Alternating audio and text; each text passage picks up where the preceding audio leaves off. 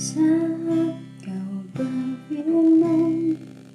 Kita bersyukur karena dapat bertemu lagi dalam rekaman video ini oleh karena kebaikan dan kemurahan hati Yesus Kristus. Hari ini ataupun bulan ini adalah bulan Paskah dan semua gereja-gereja yang ada di sekitar kita, khususnya di Malaysia pada masa-masa ini sedang merayakan Paskah, termasuk juga kita. Walau bagaimanapun kita teruskan dalam keadaan yang penuh semangat, meskipun sekarang ini kita mengetahui bahwa ada PKP ataupun perintah kawalan pergerakan oleh karena wabah coronavirus yang ada dan sedang menular di sekitar kita pada masa-masa ini. Tetapi apapun, kita percaya Tuhan Yesus Kristus yang melindungi kita daripada semua hal itu. Ya, tanpa membuang masa, kita teruskan. Salam damai dalam nama Tuhan Yesus Kristus. Dan mari kita melihat teks firman Tuhan yang terdapat di dalam Roma 6 ayat 1 sampai ayat yang ke-14. Saya akan baca dalam terjemahan bahasa Indonesia dan Anda mengikutinya di dalam Alkitab Anda masing-masing. Roma pasal 6 ayat 1. Mati dan bangkit dengan Kristus. Jika demikian, apakah yang hendak kita katakan? Bolehkah kita bertekun dalam dosa supaya semakin bertambah kasih karunia?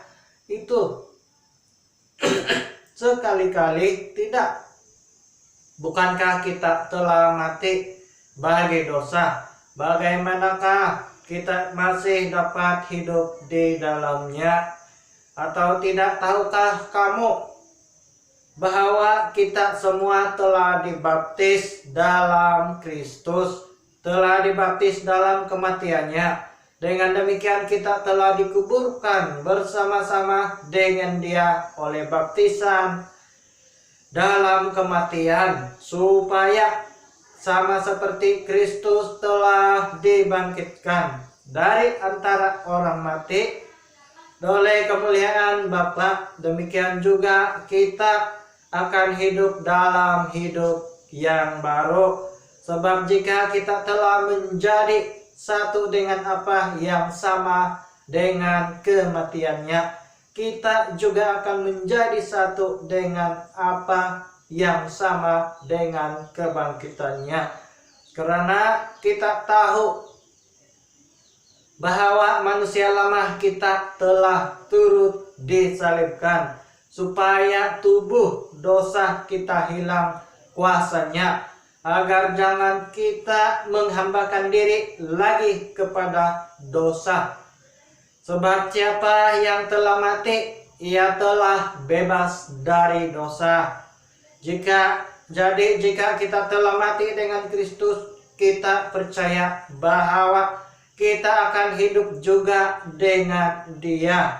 Karena kita tahu bahwa Kristus sesudah Ia bangkit dari antara orang mati, tidak mati lagi, maut tidak berkuasa lagi atas Dia. Sebab kematiannya adalah kematian terhadap dosa, satu kali untuk selama-lamanya, dan kehidupannya adalah kehidupan bagi Allah. Demikianlah hendaknya kamu memandangnya, bahwa kamu telah mati bagi dosa, tetapi kamu hidup bagi Allah dalam Kristus Yesus. Sebab itu hendaklah dosa jangan berkuasa lagi di dalam tubuhmu yang fana, supaya kamu jangan lagi menuruti keinginannya, dan janganlah kamu menyerahkan anggota-anggota tubuhmu kepada dosa untuk dipakai sebagai senjata kelaliman. Tetapi serahkanlah dirimu kepada Allah sebagai orang-orang yang dahulu mati, tetapi yang sekarang hidup. Dan serahkanlah anggota-anggota tubuhmu kepada Allah untuk menjadi senjata-senjata kebenaran. Sebab kamu tidak akan dikuasai lagi oleh dosa, karena kamu tidak berada di bawah hukum Taurat, tetapi di bawah kasih karunia. Surat Roma merupakan surat pengarahan yang membahas kebenaran-kebenaran utama dari Injil yang menurut Paulus harus dikenal oleh jemaat di Roma. Sekitar tahun 57, Rasul Paulus menuliskan surat Roma ini karena mendengar ada banyak ajarannya tentang kasih karunia diputarbelitkan, sehingga ia merasa sangat perlu untuk menuliskan surat Roma untuk memperbaiki pemahaman dan menjawab persoalan tentang ajaran palsu tersebut. Bahkan ada jemaat yang Kristen yang berpendapat jika keselamatan adalah karunia Allah ataupun rahmat Allah, maka orang percaya dapat berbuat apapun sesuka hati mereka. Namun pemikiran dan ajaran itu salah dan tidak benar sama sekali. Lalu jemaah di Roma bingung tentang pengajaran Paulus bahwa dengan berbuat dosa rahmat Allah akan semakin bertambah. Paulus memberikan jawaban sehubungan perkara tersebut dan menuliskan surat Roma untuk menjawab masalah tersebut. Nah, hari ini kalau kita bercakap pasal mati, banyak orang tidak senang hati. Apapun, anak kecil boleh mati, orang muda akan mati, orang tua pasti akan mati. Tiada orang yang terus hidup. Dan pernahkah Anda terpikir kenapa Tuhan Yesus mati?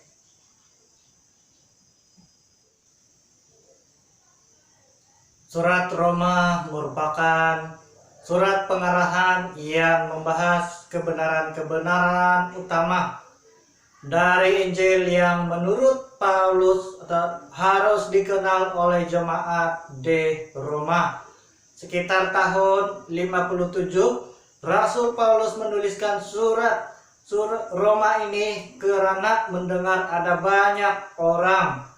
banyak ajarannya tentang kasih karunia Allah diputarbelitkan, sehingga ia merasa sangat perlu untuk menuliskan surat Roma untuk memperbaiki pemahaman dan menjawab persoalan tentang ajaran palsu tersebut.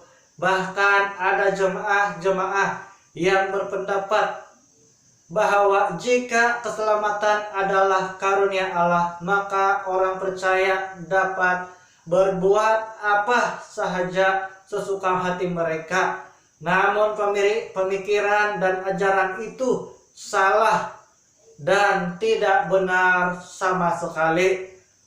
Lalu jemaah di Roma bingung tentang pengajaran Rasul Paulus bahwa dengan berbuat dosa rahmat Allah akan semakin bertambah. Rasul Paulus memberikan jawaban sehubungan perkara tersebut dan menuliskan surat Roma untuk menjawab masalah itu. Hari ini saya senang membawa kita kepada suatu tema yang sederhana, yaitu rahasia-rahasia kematian Yesus Kristus. Cakap pasal mati, banyak orang tidak senang. Apapun alasan kita, anak kecil boleh mati, orang dewasa boleh mati, orang tua boleh mati, dan pasti mati. Tidak ada orang yang tidak akan mati. Kalau tidak percaya, tunggu saja. Ya, tunggu saja. Rahasia-rahasia kematian Yesus Kristus.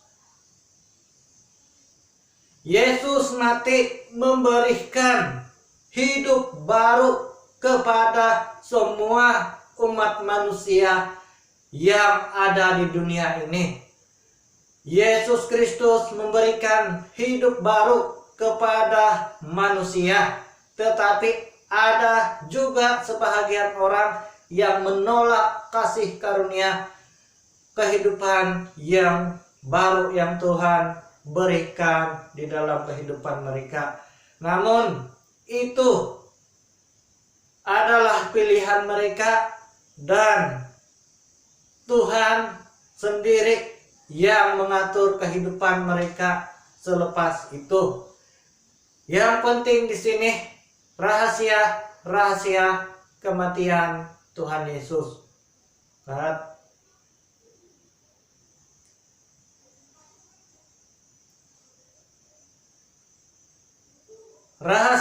Rahasia kematian Yesus Kristus. Yesus mati memberikan hidup baru bagi kita.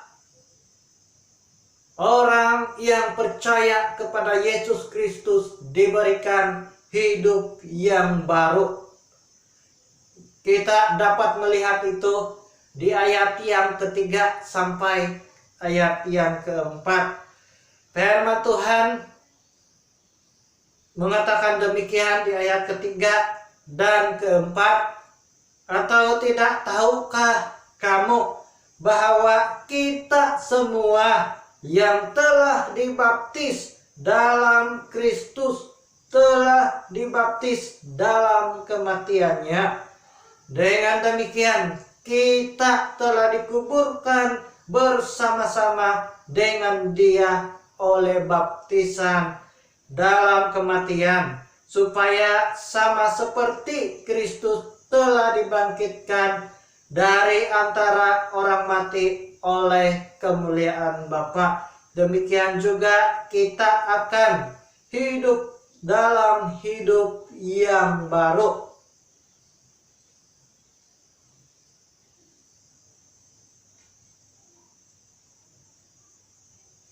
Maksudnya apa?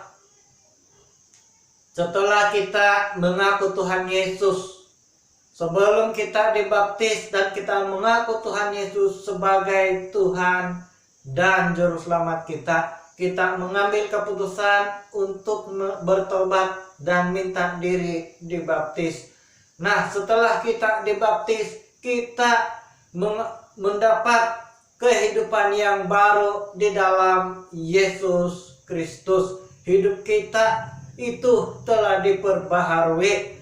Hidup baru itu bermaksud hidup seturut kehendak Kristus dengan kekuatan Roh Kudus yang ada di dalam pribadi kita. Hidup baru itu adalah corak ataupun cara hidup yang menyenangkan hati Allah. Kita dapat melihat itu di dalam Galatia 5 ayat 19 sampai ayat yang ke-23.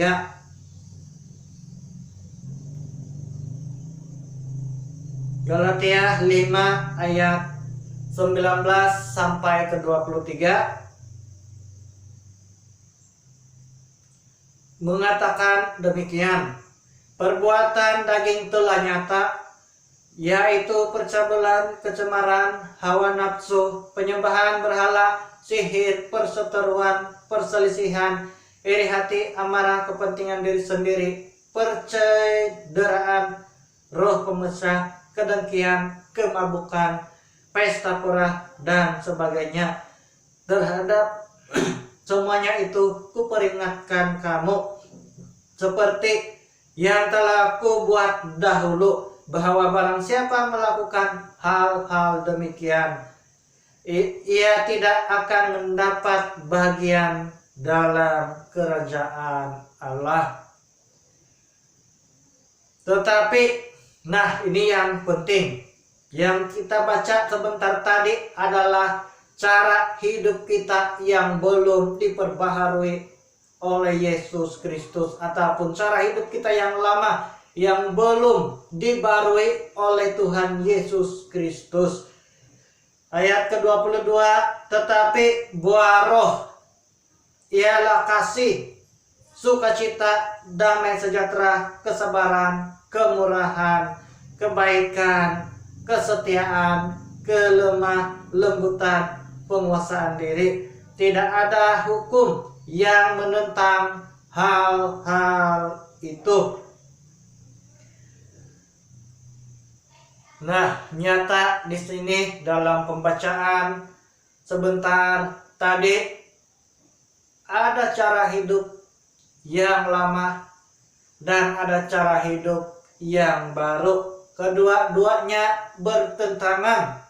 Itulah yang diberikan oleh Yesus Kristus. Maksud saya, cara hidup yang baru itulah yang diberikan oleh Yesus Kristus, yang terdapat di dalam ayat yang ke-22. Buah roh ialah kasih, sukacita, damai sejahtera, kesabaran, kelemah lembut, kemurahan, kebaikan, kesetiaan, kelemah lembutan, penguasaan diri. Tidak ada hukum yang menentang hal-hal itu. Itulah cara hidup yang baru yang diberikan oleh Yesus Kristus melalui kematiannya di atas kayu salib. Yesus sudah menanggung semua dosa-dosa kita, dan cara hidup yang lama kita sudah ditinggalkan oleh karena Yesus Kristus yang memberikan kita kehidupan yang baru. Roma 8 ayat 1 sampai 6 mengatakan, demikian sekarang tidak ada penghukuman bagi mereka yang ada di dalam Yesus Kristus. Roh yang memberi hidup telah memerdekakan kamu dalam Kristus dari hukuman dosa dan hukum maut.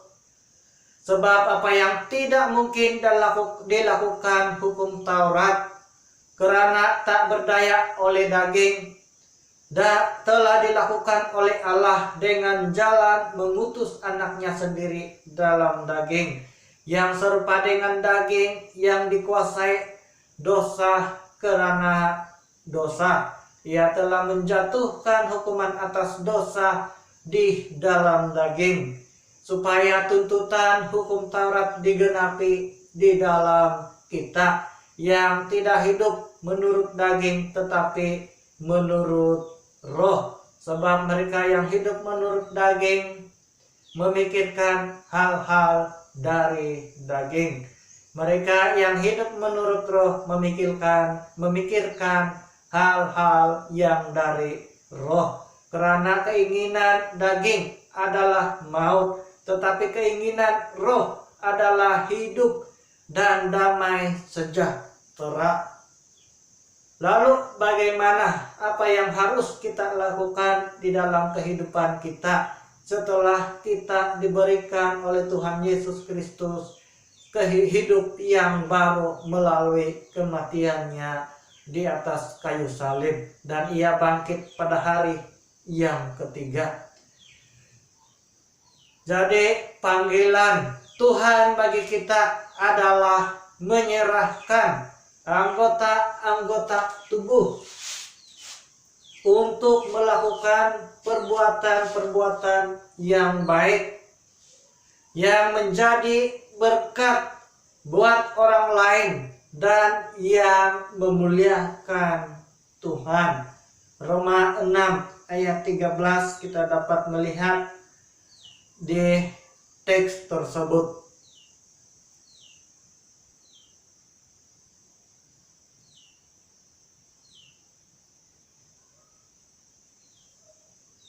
Roma 6 mengatakan, dan janganlah kamu menyerahkan anggota-anggota tubuhmu kepada dosa untuk dipakai sebagai senjata kelaliman, tetapi serahkanlah dirimu kepada Allah. Serahkanlah dirimu kepada Allah. Itulah yang harus kita lakukan. Serahkanlah dirimu kepada Allah sebagai orang-orang yang dahulu mati tetapi yang sekarang hidup. Dan serahkanlah anggota-anggota tubuhmu kepada Allah untuk menjadi senjata-senjata kebenaran. Ya, itulah yang seharusnya kita lakukan. Yesus mati untuk Anda dan saya, untuk memberikan kita cara hidup yang baru.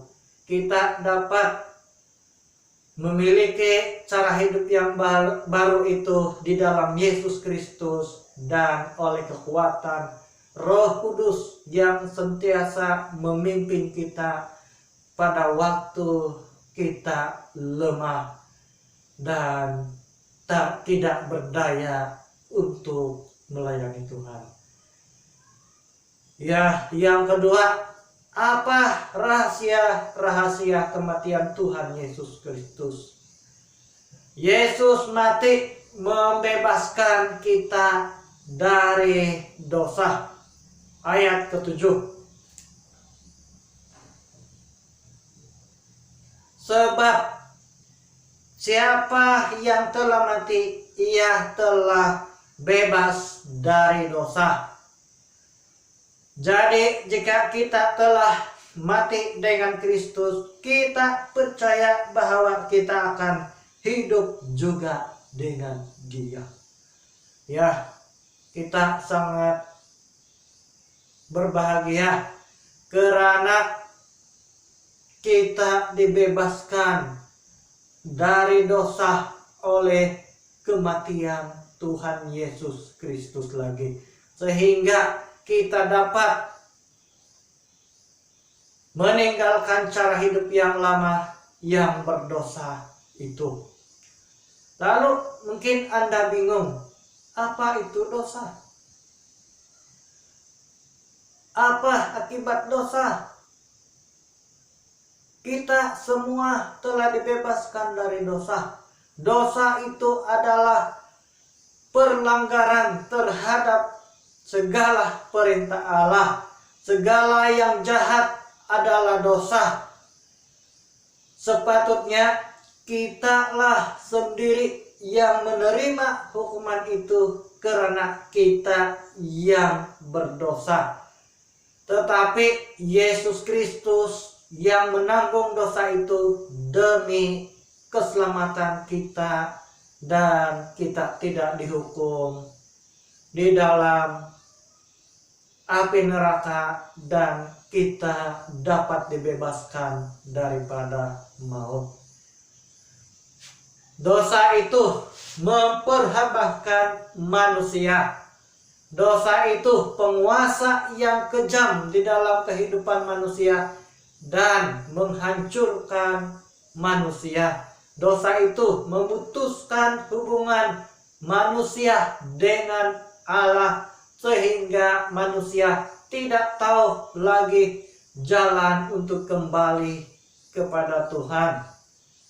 Dosa itu memperhambakan manusia. Dosa itu penguasa yang kejam. Dosa itu menghancurkan manusia. Dosa itu musuh Allah. dan mengakibatkan penghukuman Allah.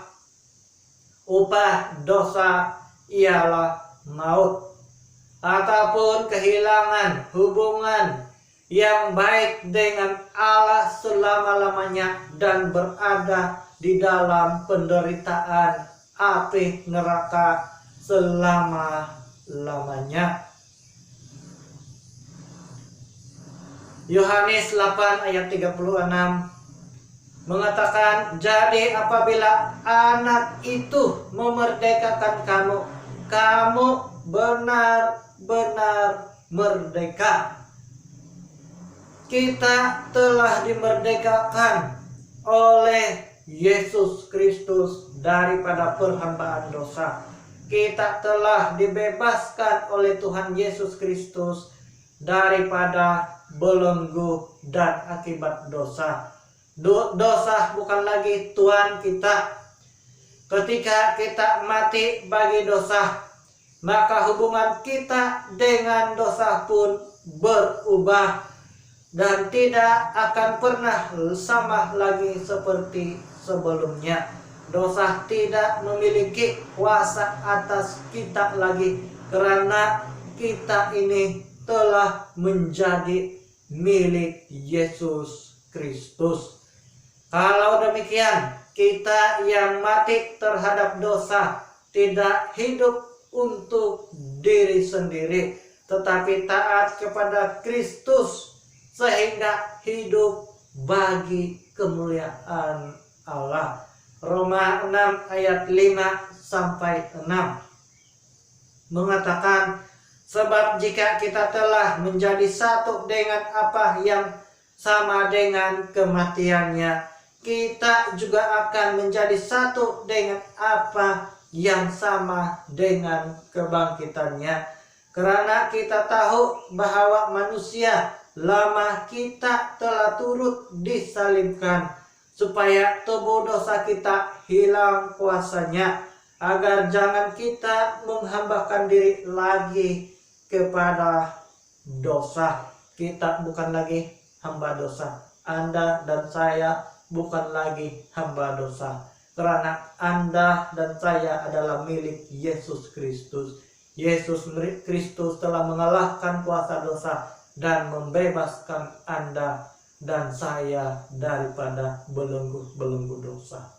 Nah, jadi sekarang apa yang harus saya lakukan? Jika kita berpikir bahwa kematian Yesus Kristus adalah sebagai tebusan yang dibayar oleh Allah kepada iblis, maka kita menghina karya kematian Yesus Kristus di kayu salib untuk menebus manusia dari hukuman Allah sendiri. Yesus menebus kita bukan dari tangan iblis, tetapi Tuhan Yesus Kristus menebus kita dari tangan Allah sendiri. Penebusan itu sempurna. Karya pembebasan Tuhan Yesus Kristus itu sempurna. Kematian Tuhan Yesus itu untuk membebaskan Anda dan saya daripada hukuman dosa sempurna. Jadi bagaimana dengan kehidupan kita?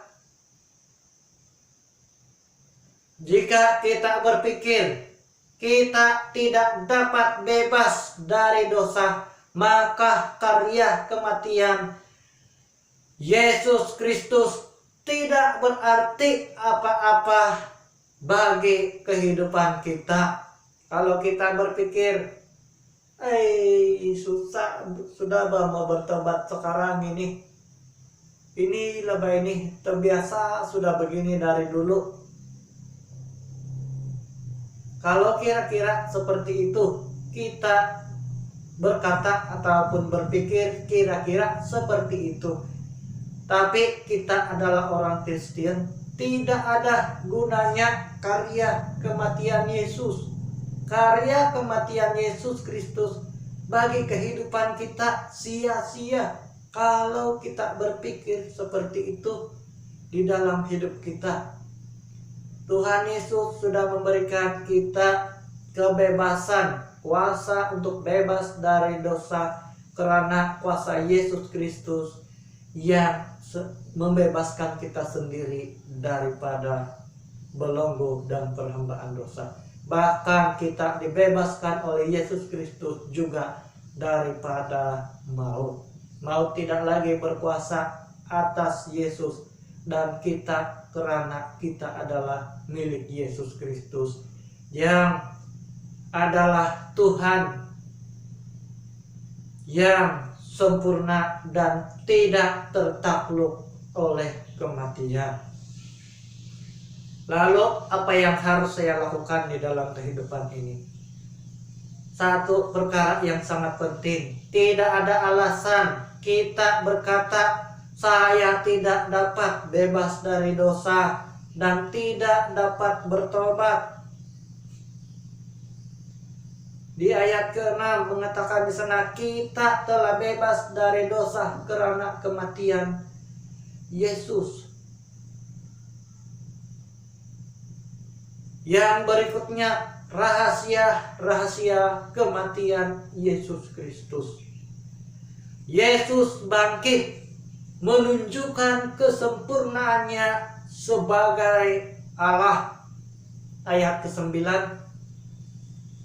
mengatakan karena kita tahu bahwa Kristus sesudah ia bangkit dari antara orang mati tidak mati lagi, maut tidak berkuasa lagi atas dia, sebab kematiannya adalah kematian terhadap dosa satu kali untuk selama-lamanya, dan kehidupannya adalah kehidupan bagi Allah.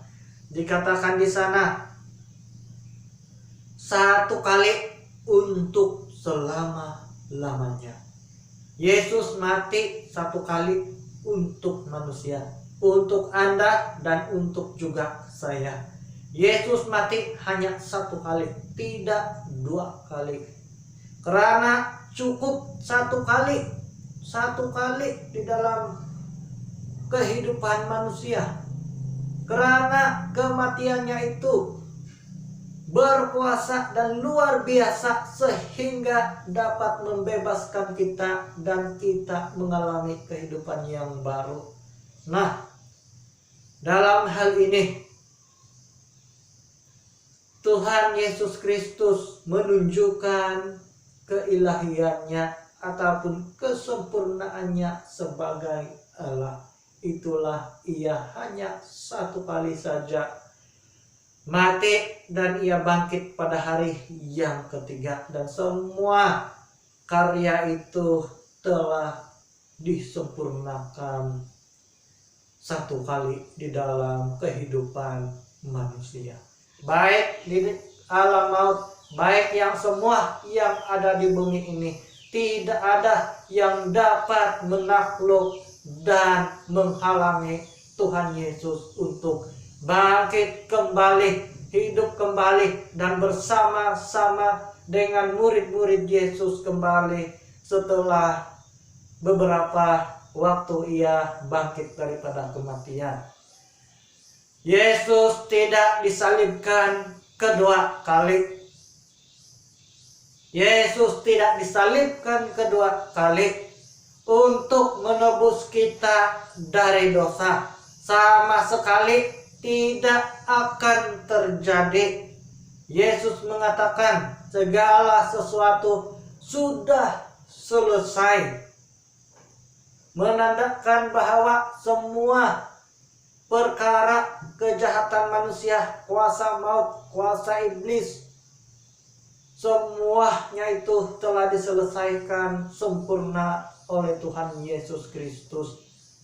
Dan tidak ada lagi yang dapat menjadikan ataupun menjadi alasan bagi manusia untuk tidak dapat mengakui Dia sebagai Tuhan yang hidup. Jika kita berpikir bahwa kematian Yesus terjadi 2 kali, maka kita menghina karya kematiannya dan dosa kita belum selesai. Andai kata Tuhan Yesus mati 2 kali di kayu salib, tetapi tidak. Jadi apa yang perlu kita lakukan di dalam kehidupan ini?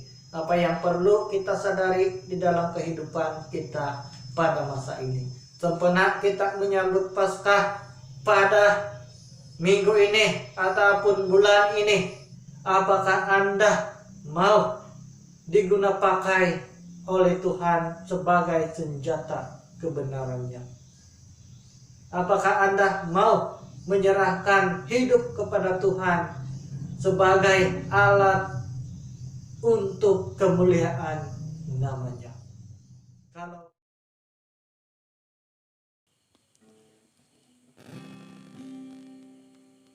ku yakin saat kau berfirman,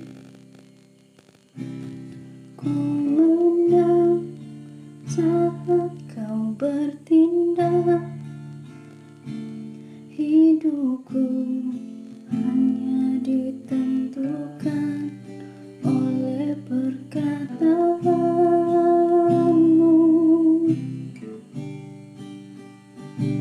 Ku aman karena kau menjaga. Ku kuat karena kau menopang. Hidupku hanya ditentukan oleh kuasa-Mu.